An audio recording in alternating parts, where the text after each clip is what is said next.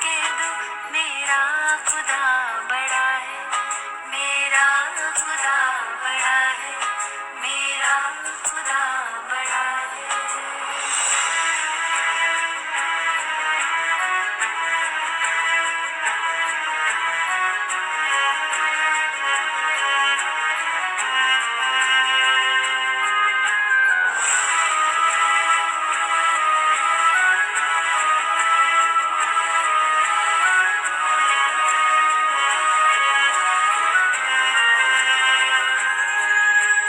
वो सर्वशक्तियों से जब साथ है हमारे, वो सर्वशक्तियों से जब साथ है हमारे, हर काम उसके रहते हरगिज़ हुआ पड़ा है।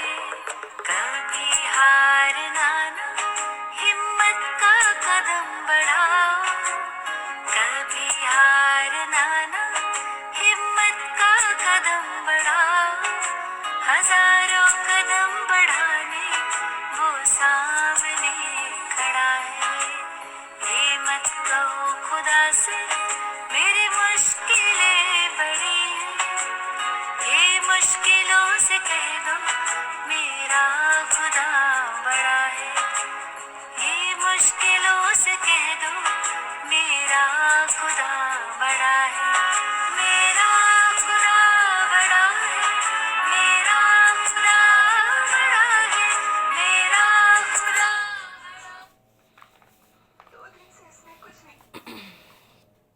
ओम शांति।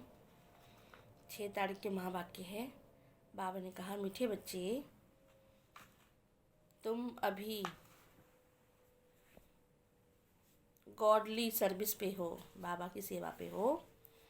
तुम्हें सबको सुख का रास्ता बताना है, स्कॉलरशिप लेने का पुरुषार्थ करना है ना। बाबा जितना मेहनत करेंगे उतना बाबा कहते स्कॉलरशिप मिलेगा, तो स्कॉलरशिप लेने का पुरुषार्थ करना है।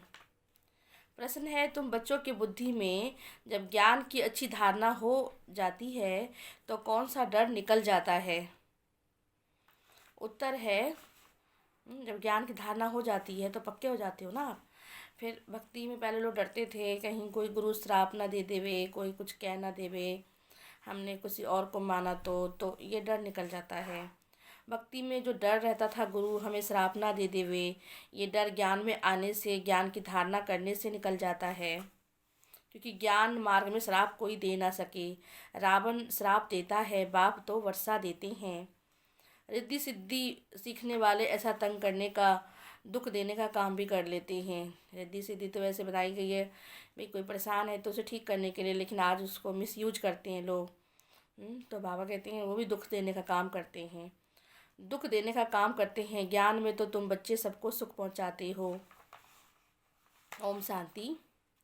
मीठे मीठे रूहानी बच्चों प्रति रूहानी बाप बैठ समझाते, तुम सब पहले आत्मा हो, ये पक्का निश्चय रखना। बच्चे जानते हम आत्माएं परम धाम से आती हैं, यहाँ शरीर लेकर पाठ बजाने। आत्मा ही पाठ बजाती है। मनुष्य फिर समझते शरीर ही पाठ बजाता है। भाई आत्मा शरीर के अंदर है तभी तो पाठ बजता है ना। अगर आत्मा निकल जाए शरीर के अंदर से तो पाठ क्या बजा सकते हो आप? बोल सकते हो, ज्ञान दे सकते हो, चल सकते हो, फिर सकते हो। आत्मा तो नहीं चल सकती है शरीर के बिना, और शरीर भी नहीं चल सकता है आत्मा के बिना। तो जिस कारण आत्मा को जानते नहीं लोग, आगमन कहते ना, आवागमन में हम आत्माएं आती जाती हैं, इस बात को भूल जाते। इसलिए बाप को ही आकर आत्माभिमानी बनाना पड़ता है। ये बात कोई नहीं जानते। बाप समझाते हैं आत्मा कैसे पाठ बजाती है। मनुष्य मैक्सिमम 84 जन्मों से लेकर मिनिमम 1-2 जन्म भी लेती हैं। भाई शुरू से लेकर 21 जन्मों तक का भी हमारा, शुरू से लेकर 84 जन्मों तक का भी पार्ट है, और मिनिमम ना 1-2 जन्मों का भी पार्ट होता है कईयों का, लास्ट कलियों के लास्ट में जो आती हैं, है ना। तो बाबा ने कहा आत्मा को पुनर्जन्म लेते रहना है। इससे सिद्ध होता है बहुत जन्म लेने वाला बहुत ही पुनर्जन्म लेती हैं। तो बाबा ने कहा जैसे नाटक में कोई शुरू से लेकर अंत तक का पार्ट होता है, कोई का थोड़ा सा पार्ट होता है, ये कोई मनुष्य नहीं जानते, आत्मा अपने को नहीं जानते, अपने बाप को कैसे जाने? जो हम खुद को ही नहीं जानते हैं तो परमात्मा को कैसे जानेंगे? तो परमात्मा आके हम सब आत्माओं के बारे में हमें बताते हैं, तो हम भी अपने बारे में तभी जान पाते हैं। बाप आत्माओं का, कृष्ण तो आत्माओं का बाप है नहीं, कृष्ण को निराकार तो नहीं कहेंगे, साकार में उनको पहचाना जाता है। आत्मा तो सबकी है, हर एक आत्मा में पार्ट बंधा हुआ है। ये बातें तुम्हारे में भी नंबरवार पुरुषार्थ अनुसार है जो समझा सकते हो। अभी तुम बच्चे जानते हो हम आत्माओं ने 84 जन्म कैसे लिए हैं। ऐसे नहीं कि आत्मा सो परमात्मा, नहीं, बाबा ने समझाया हम आत्मा पहले सो देवता बनते हैं, अभी पतित तमो प्रधान है, फिर सतो प्रधान पावन बनना है। बाप आते तब है जब सृष्टि पुरानी हो जाती है, बाप आकर पुराने को नया बनाते हैं, नई सृष्टि स्थापन करते हैं। नई दुनिया में है ही आदि सनातन देवी देवता धर्म, उन्हों के लिए ही कहेंगे। पहले कलयुगी शूद्र धर्म वाले थे, अब प्रजापिता ब्रह्मा के मुख वंशावली ब्राह्मण बने। ब्राह्मण कुल में आते हो, ब्राह्मण कुल ही डिनेस्टी है नहीं। ब्राह्मण में बाबा कहते हैं ना, आज बच्चा है कल टूट जाता है, तो ब्राह्मणों की माला बाबा नहीं बनाते हैं। सतयुग में जब हम तैयार हो जाएंगे लास्ट में, तभी हमारी माला बनती है, तो उनकी राजाई चलती है सतयुग में। इस समय भारत में ना ब्राह्मण कुल की राजाई है ना शूद्र कुल की राजाई है, दोनों की राजाई नहीं है। फिर उनका प्रजा पे राज्य चलता है। तुम ब्राह्मणों का भी कोई राज्य नहीं है। तुम स्टूडेंट पढ़ते हो, बाप तुमको समझाते हैं ये 84 का चक्र कैसे फिरता है। इसमें सतयुग, त्रेता, द्वापर और कलयुग, और ये है बाबा कहते हैं संगम युग, जहाँ पे आप हो। इस संगम जैसी महिमा कोई और युग में नहीं, ये पुरुषोत्तम संगम युग है। सतयुग से त्रेता में आते हो 2 कला कम हो जाती है, उनकी महिमा क्या करेंगे, गिरने की महिमा थोड़ी ना होती है। 2 कला कम हो गई तो जो 16 कला वाली की महिमा है वो 14 कला वालों की नहीं होती ना इतनी। कलयुग को कहा जाता है पुरानी दुनिया। अब नई दुनिया स्थापन हो रही है, जहाँ देवी देवताओं का राज्य होता है। वो पुरुषोत्तम थे, फिर कला कम होते होते आज देखो, पहले पुरुषोत्तम थे, फिर मध्यम, फिर कनिष्ठ। तो बाबा कहते उनको पत्थर बुद्धि कहा जाता है। ऐसे पत्थर बुद्धि बन जाते हैं जो जिसकी पूजा करते हैं उनके बारे में कुछ जानते तक भी नहीं, उनकी जीवन कहानी, उनकी बायोग्राफी के बारे में बाबा कहते कुछ जानते भी नहीं है। बच्चे बाप को जीवन ना जाने, बच्चे बाप का जीवन ना जाने तो वर्षा कैसे मिले। अभी तुम बच्चे बाप को जीवन को अच्छे से जानते हो, उनसे तुमको वर्षा मिलता है। बेहद के बाप को याद करते हो, गीत भी गाते हैं। कौन सा गीत गाते? तुम मात पिता हम बालक तेरे, तुम्हारी कृपा से सुख घनेरे। तो जरूर बाबा आया तभी तो हमें सुख देता है अथाह। बाबा कहते मैं आया हूँ अथाह सुख देने, तुम बच्चों को देता हूँ। बच्चों को बुद्धि में नॉलेज अच्छी रहनी चाहिए, इसलिए तुम सुदर्शन चक्रधारी बनते हो। तुमको ज्ञान का तीसरा नेत्र मिला है। तुम जानते हो हम सो देवता बनते हैं, अब शूद्र से ब्राह्मण बने हैं। कलयुगी ब्राह्मण ही कलयुगी ब्राह्मण भी है तो सही है ना। वो ब्राह्मण लोग जानते नहीं कि हमारा धर्म ही अथवा कुल कब स्थापन हुआ, क्योंकि वो है ही कलयुगी। तुम अभी डायरेक्ट प्रजापिता ब्रह्मा की संतान बने हो, सबसे ऊंच कोटि के हो। बाप बैठ तुम्हें राजाई की पढ़ाई पढ़ाते हैं। राजाई में कैसे राजाई कैसे करनी है उसके लिए पढ़ाई अभी पढ़ते हो। सर्विस संभालने की भी भाई सेवा कैसे की जाती है, तो सर्विस संभालने की, सिंगारने की सर्विस करती है। तुम भी अभी ऑन गॉडली सर्विस पे हो। बाबा कहता अभी तुम सेवा में उपस्थित हो, सेवा पे हो। तो बाबा ने कहा on godly service only God father भी करते हैं। बाबा का दिन रात में सेवा में लगा रहे, तो आप तो फिर भी थोड़ा रेस्ट कर लेते हो, पर बाबा तो कहते हैं हमेशा सर्विस पे ही रहता हो।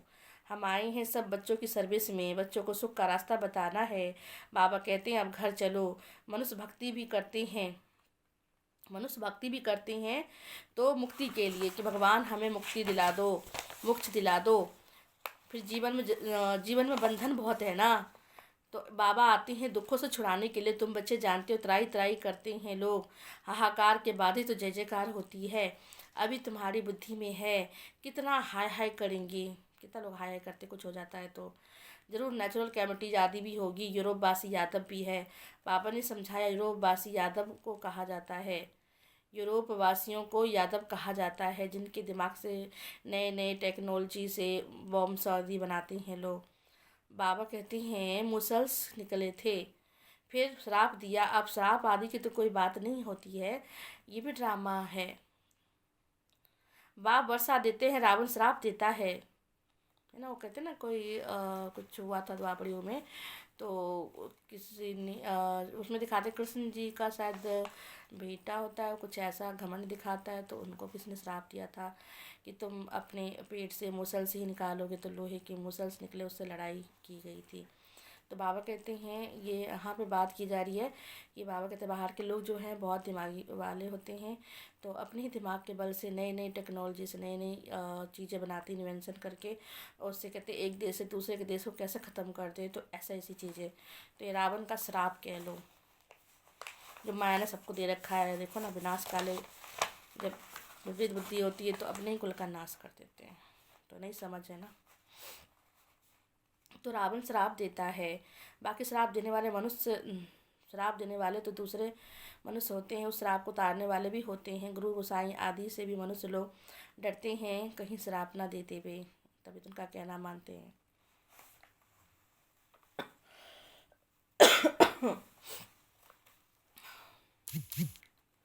तो डरते हैं कोई श्राप ना दे दे। वास्तव में ज्ञान मार्ग में श्राप कोई दे ना सके। ज्ञान मार्ग भक्ति मार्ग में श्राप की कोई बात नहीं। जो रिद्धि सिद्धि सिखाते हैं वो श्राप देते हैं, लोगों को बहुत दुखी भी करते हैं, पैसे भी बहुत कमाते हैं। भक्ति में लोग ये काम नहीं करते हैं। बाबा ने समझाया संगम के साथ पुरुषोत्तम अक्षर जरूर लिखो, त्रिमूर्ति अक्षर भी जरूर लिखो, और प्रजापिता ब्रह्मा भी जरूरी है, क्योंकि ब्रह्मा नाम भी बहुतों के हैं। प्रजापिता अक्षर लिखेंगे तो समझेंगे साकार में प्रजापिता ब्रह्मा ठहरा। सिर्फ ब्रह्मा लिखने से सूक्ष्म बर्तन वाला समझ लेते हैं, है ना। तो प्रजापिता ब्रह्मा यानी प्रजा का पिता ब्रह्मा बाबा यहाँ बनते हैं। तो ब्रह्मा विष्णु शंकर को भगवान कह देते हैं। प्रजापिता कहेंगे तो समझा सकते हो, प्रजापिता तो यहाँ है, सूक्ष्म में कैसे प्रजा रचेंगे, है ना। विष्णु को दिखाते ब्रह्मा की नाभि से निकला। तुम बच्चों को ज्ञान है कि नाभि की कोई बात नहीं होती, ब्रह्मा से विष्णु, विष्णु से ब्रह्मा बनते हैं। ये सारे चक्र का ज्ञान तुम बच्चे समझा सकते हो। बगैर चित्र समझाने में थोड़ी मेहनत लगती है, चित्र के आधार से आप किसी को बहुत अच्छे से समझा सकते हो, है ना। तो वहाँ चित्र के आधार पे समझाना है ना। तो जैसे छोटे बच्चों को समझाते समझ जाते ना, ऐसे बड़ों को भी बाबा कहते चित्र दिखा के समझाएंगे तो जल्दी समझ जाएंगे। तो बाबा ने कहा लक्ष्मी नारायण 84 जन्म चक्कर लगाकर फिर ब्रह्मा सरस्वती बनते हैं। बाप ने पहले से नाम दे दिया। जब भट्टी बनी थी तो नाम बहुत दिए थे। बाबा ने अव्यक्त नाम कईयों को भिजवाए थे, लेकिन कुछ ने नामों को खराब कर दिया, इसलिए बाबा ने नाम रखना बंद कर दिया। तो फिर कितने चले भी गए, इसलिए बाबा ने ब्राह्मणों की माला नहीं बनाते, क्योंकि ब्राह्मण होते पुरुषार्थी, कभी तो ऊपर कभी तो नीचे, कभी तो बहुत अच्छा चलेंगे, कभी बैठ चलते चलते रुक जाते हैं। पता ही नहीं चलती ग्रहचारी कैसे बैठ जाती है, माया कैसे उनको हिला देती है, जो चलते चलते रुक जाते हैं, आना बंद कर देते हैं। तो बाबा कहते देखो इस पे ग्रहचारी बैठ गई है ना। तो बाबा तो जवारी था ना, जवाहरी हीरे जवाहर का काम करते थे ना। मोतियों की माला कैसे बनती है, बहुत अनुभवी थे बाबा। ब्राह्मणों की माला पिछाड़ी में बनती है। हम सो ब्राह्मण देवी गुण धारण कर देवता बनते हैं। सीढ़ी उतरनी भी है, नहीं तो 84 जन्म कैसे लेंगे। अगर नहीं उतरेंगे तो एक ही जगह पर बैठे रहेंगे, तो नीचे भी तो आना होता है ना। तो हम सो ब्राह्मण दैवी गुण धारण कर देवता बनते, फिर सीढ़ी उतरनी होती, नहीं तो 84 जन्म कैसे लेंगे। 84 जन्मों के हिसाब से ये निकल सकते, तुम्हारा आधा समय पूरा होता है, तब दूसरे धर्म वाले ऐड हो जाते हैं। माला बनाने में बड़ी मेहनत लगती है, बड़ी संभाल से मोतियों को टेबल पर रखा जाता है, कहाँ से हिले भी नहीं, सुई से डाला जाता है, कहाँ ठीक ना बने तो माला तोड़नी पड़े। ये बहुत बड़ी माला है, तुम बच्चे जानते हो, हम पढ़ते हैं नई दुनिया के लिए। बाबा ने समझाया स्लोगन बनाओ, हम शूद्र से ब्राह्मण, ब्राह्मण से देवता कैसे बनते हैं, आकर यहाँ पे समझो, है ना। बाबा सारे चक्र का नॉलेज यहाँ दिया जाता है, तो आके समझो। इस चक्र को जानने से तुम चक्रवर्ती राजा बनेंगे, स्वर्ग का मालिक बन जाएंगे। ऐसे स्लोगन बनाकर बच्चों को सिखाना चाहिए। बाबा युक्तियाँ तो बहुत बताते हैं, वास्तव में वैल्यू तुम्हारी है। तुमको हीरो हीरोइन का पाठ बाबा से मिलता है। हीरे जैसा तुम बनते हो, फिर 84 का चक्कर लगाए कौड़ी मिसल बन जाते हो। अब जबकि हीरे जैसा जन्म मिलता है तो कौड़ियों के पिछाड़ी क्यों जाते हो। ऐसे भी नहीं कोई घर बार छोड़ना है, बाबा तो कहते ग्रस्त व्यवहार में रहते कमल फूल समान पवित्र रहो, और सृष्टि चक्र की नॉलेज को जानकर दैवी गुण भी धारण करो तो तुम हीरे जैसा बन जाएंगे। बरोबर भारत 5000 वर्ष पहले हीरे जैसा था। ये तुम्हारा एम ऑब्जेक्ट। इस चित्र को लक्ष्मी नारायण के बहुत महत्व देना है। तुम बच्चों को बहुत सर्विस करनी है। प्रदर्शनी म्यूजियम में विहंग मार्ग की सर्विस बगैर तुम प्रजा कैसे बनाएंगे। भल इस ज्ञान को सुनते भी हैं परंतु उच्च पद कोई बिरला ही पाते हैं। उसके लिए कहा जाता है कोटों में कोई स्कॉलरशिप में भी कोई लेते हैं ना, तो 50 सॉरी स्कॉलरशिप में भी कोई लेते हैं ना, जैसे 40-50 बच्चे स्कूल में होते हैं उसमें से एक कोई स्कॉलरशिप ले लेता है, पढ़ने में बहुत अच्छा होता है तो स्कूल वाले इसको स्कॉलरशिप देते हैं। कोई थोड़ा प्लस में भी आ जाता है तो उनको भी दे देते हैं। ऐसे भी होता है। प्लस में बहुत हैं, 8 दाने हैं, सो भी नंबर वार, मतलब सतयुग के 8 दाने। वैसे तो बाबा कहते 2 ही सीट फिक्स है बच्चे, अब चाहो तो कोई भी सीट ले सकते हो, या आपके हाथ में है। तो बाबा ने कहा वह पहले राजगद्दी पर बैठेंगे, फिर कला कम होती जाती है। लक्ष्मी नारायण का चित्र है नंबर 1, वही उनकी डिनेस्टी चलती है। परंतु लक्ष्मी नारायण कह दिया है, लक्ष्मी नारायण बाबा कहते हैं नाम दिया हुआ यहाँ तुम जानते हो, चित्र बदलते जाते हैं। चित्र देने से क्या फ़ायदा, नाम रूप देश काल सब बदल जाता है ना। नाम भी बदल जाता है, दूसरे जन्म में रूप भी बदल जाता है ना। देश भी भाई दूसरे देश में जन्म ले लिया तो बाबा का सब बदल जाता है। मीठे मीठे रूहानी बच्चों को रूहानी बाप बैठ समझाते हैं। कल पहले भी समझाया था, ऐसे नहीं कृष्ण ने गोप गोपियों को सुनाया। कृष्ण के गोप गोपियाँ होते नहीं ना, उनको ज्ञान सिखाया जाता है। वो तो सतयुग का प्रिंस है, वहाँ कैसे राजयोग सिखाएंगे, वह पतित पावन बनाएंगे। बाबा कहते वो राजकुमार तो नंबर 1 होगा, बड़े संभाल के साथ रखा जाएगा उसको, तो वो कोई पतित से पावन थोड़ी ना बनाएगा। खुद ही छोटा बच्चा है और राज्य करता है, छोटे बच्चों को बड़े प्यार से रखा जाता है, उसको इधर उधर थोड़ी छोड़ दिया जाता है। और राजकुमार होगा वो कितना ध्यान से रखा जाएगा, है ना। वही नंबर 1 सोल, नंबर 1 आत्मा, सारी सृष्टि का प्यारा बच्चा। अब तुम अपने बाप को याद करो, बाप फिर टीचर भी है, टीचर को बाप कहते हैं बाप भी हूँ टीचर भी हूँ तुम्हारा, तो मैं समझाता हूँ ना, तो टीचर भी हूँ तुम्हारा। तो स्टूडेंट को कभी भूलना नहीं चाहिए, बाप को स्टूडेंट कभी ना भूल सके, बाप को बच्चे भूल ना सके, गुरु को भी भूल ना सके। बाप तो जन्म से ही होता है, टीचर 5 वर्ष के बाद मिलता है। आजकल तो 2-2.5 साल में स्कूल में बच्चों को डाल देते, पहले तो 5 साल के बाद ही डालते थे। तो फिर गुरु फिर वानप्रस्थ में करते हैं। जन्म से गुरु का कोई फ़ायदा नहीं, गुरु की गोद लेकर फिर दूसरे दिन चले जाते। फिर गुरु क्या करते हैं, गाते हैं सतगुरु बिगर गति नहीं, सतगुरु को छोड़ फिर गुरु कर लेते हैं। गुरु तो ढेर है, बाबा कहते बच्चे तुम देधारी गुरु आदि करने की तुम्हें दरकार नहीं है, तुम्हें किसी से भी कुछ मांगना भी नहीं है। बिन मांगे मोती मिले, मांगने से भीख भी नहीं मिलता। कहा जाता है मांगने से मरना भला, सबको चिंता रहती है हम कैसे अपने पैसे ट्रांसफ़र करें। मतलब बाबा का जो अभी अच्छे कर्म करते हैं उनका ट्रांसफ़र हो जाता है नई दुनिया के लिए, दूसरे जन्म के लिए। वह ईश्वर अर्थ दान पुण्य करते हैं तो उसका रिटर्न उस पुरानी सृष्टि में अल्पकाल के लिए मिलता है। यहाँ तुम्हारा ट्रांसफ़र होता है नई दुनिया में, और 21 जन्मों के लिए तन मन धन से प्रभु के आगे अर्पण करना है। सो तो जब आएंगे तभी अर्पण करेंगे ना।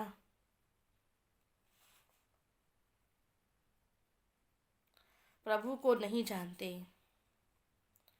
प्रभु को नहीं जानते, गुरु को पकड़ लेते हैं, धन आदि गुरु के आगे अर्पण कर देते हैं।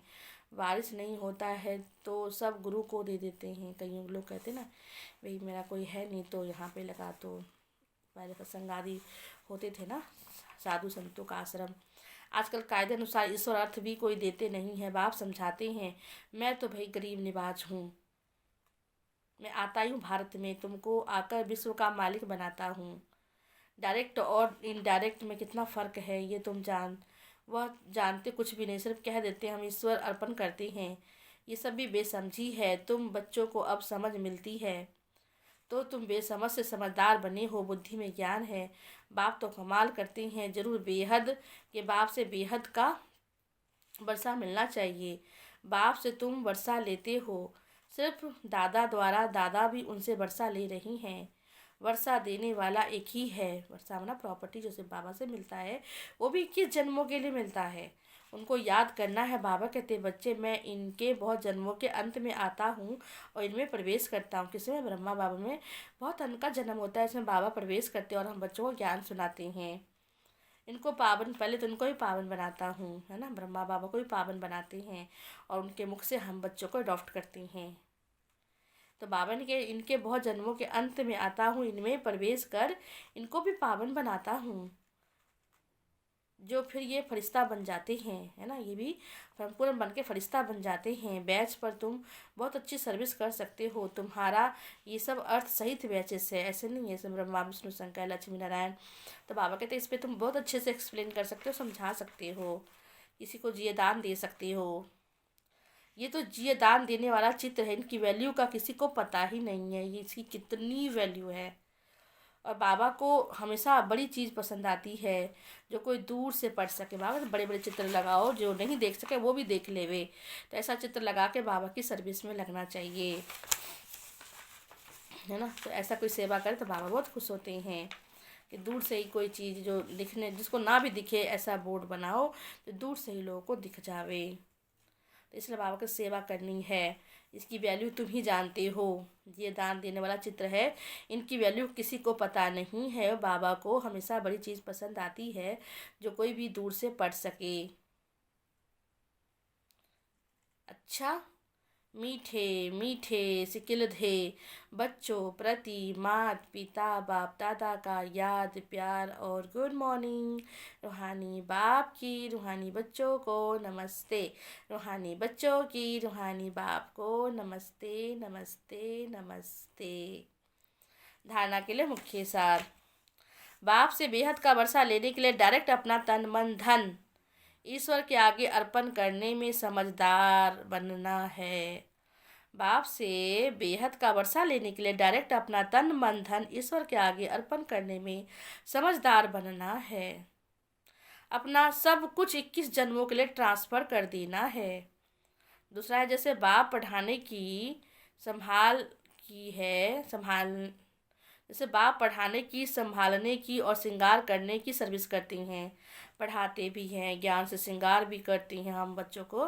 तो बाबा कहते हैं ये मेरा काम है ना, बच्चों को पढ़ाई कराना, उनका ज्ञान रत्न श्रृंगार करना और उनको ट्रांसफ़र भी कर देता हूँ नई दुनिया के लिए।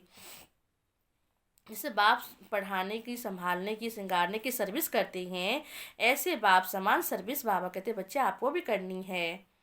जीवन बंध में से बाबा निकालने के लिए आए हैं। कितने बंधनों में फंसे हुए थे, बाबा आते हैं हमें उन बंधनों से छुड़ाने के लिए। तो कितना बाबा को शुक्रिया करना चाहिए। बाबा आप नहीं मिलते तो हमारा क्या होता। आपने मुझे अपना हाथ दिया तो मैं इस भवसागर से पार हो जाता हूँ। तो ऐसे बाप समान सर्विस करनी है। जीवन बंध से निकाल सबको जीवन मुक्ति में ले जाना है। और आज का वरदान है, सर्व खजानों की क्या करो एका नामी। कोई भी खजाने है, ज्ञान का खजाना, सुखों का खजाना, गुणों का खजाना, शक्ति का खजाना, तो जो भी संकल्प है उसे बचत करना। तो बाबा कहते हैं खजाना है, इसको इकोनॉमी करो, बढ़ाओ बजट से, है ना। तो सर्व खजानों के इकोनॉमी का बजट बनाने वाले महीन पुरुषार्थी भव। जैसे लौकिक रीति में यदि इकोनॉमी वाला घर ना हो तो ठीक रीति घर नहीं चल सकता। अगर हमें घर चलाना ना आता हो और फिजूल खर्ची ज़्यादा आता हो तो फिर घर कैसे चलाएंगे। तो इसलिए इकोनॉमी से चलते हैं, सही से तरीके से चलते हैं। जैसे लौकिक रीति में यदि इकोनॉमी वाला घर ना हो तो ठीक रीति से नहीं चल सकता, ऐसे यदि निमित्त बने हुए बच्चे इकोनॉमी वाले नहीं है तो सेंटर ठीक नहीं चलता है। वह हुई हद की प्रवृत्ति और ये है हमारी बेहद की प्रवृत्ति। तो चेक करना चाहिए कि संकल्प, बोल, शक्तियों में क्या क्या एक्स्ट्रा खर्च किया, कहाँ किया, बोल में कितना खर्च किया, शक्तियों में कितना एनर्जी लगाई, संकल्प कितने लिए, शक्तिशाली दृढ़ संकल्प, है ना। तो बाबा ने कहा संकल्प, बोल, शक्तियों में क्या क्या एक्स्ट्रा खर्च किया। जो सर्व खजानों के इकोनॉमी का बजट बनाकर उसी अनुसार चलते हैं उन्हें महीन पुरुषार्थी कहा जाता है। उनके संकल्प, बोल, कर्म और ज्ञान की शक्तियाँ कुछ भी व्यर्थ नहीं जा सकती है। इन्हें महीन पुरुषार्थी कहा जाता है। उनके संकल्प, बोल, कर्म और ज्ञान की शक्तियाँ कुछ भी व्यर्थ नहीं जा सकती है। जो महीन पुरुषार्थी, जो बारीक से बारीक चीज़ों पर ध्यान देते हैं, तो बाबा ने उनके लिए क्या कहा? उनके संकल्प, बोल, कर्म, ज्ञान और शक्तियाँ कुछ भी व्यर्थ नहीं जा सकती है, जो आज हम बहुत वेस्ट कर देते हैं। स्लोगन है, स्नेह के खजानों से माला माल बनो। कौन से खजानों से? स्नेह के खजानों से माला माल बन, सबको स्नेह दो और बाबा कहते हैं ना, सबको स्नेह दो स्नेह लो। स्नेह के खजानों से माला माल बन, सबको स्नेह दो और स्नेह लो। अच्छा, ओम शांति। तो ये थे बाबा के महावाक्य 6 तारीख को, जिसमें बाबा ने कहा, बच्चे तुम सर्विस पे हो, तुम्हें सेवा करनी है और तुम्हें श्राप से डरने की ज़रूरत नहीं है ना। तो तुमको डर बाबा ने सब निकाल दिया है। तो ऐसे बाबा कहते हैं, बच्चे तुम्हें भी सेवा में सबको सुख देने का काम करना है ना, किसी को तंग नहीं करना है। अच्छा, ओम शांति। 2 मिनट बाबा को याद करेंगे।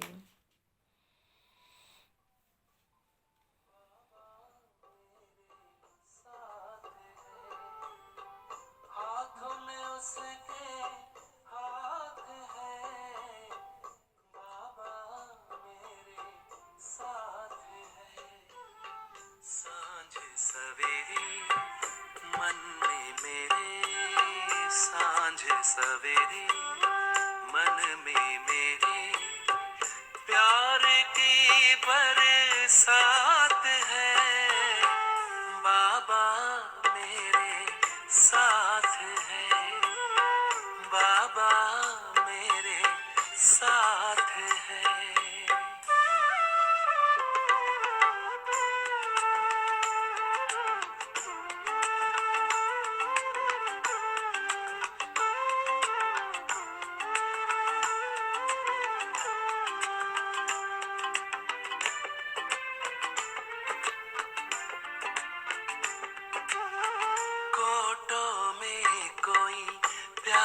बाबा ने आकर हमें चुना है,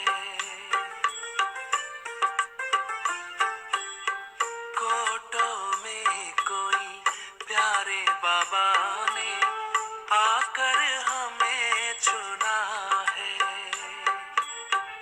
अपना बना के भाग्य जगाया, दिल का ये कहना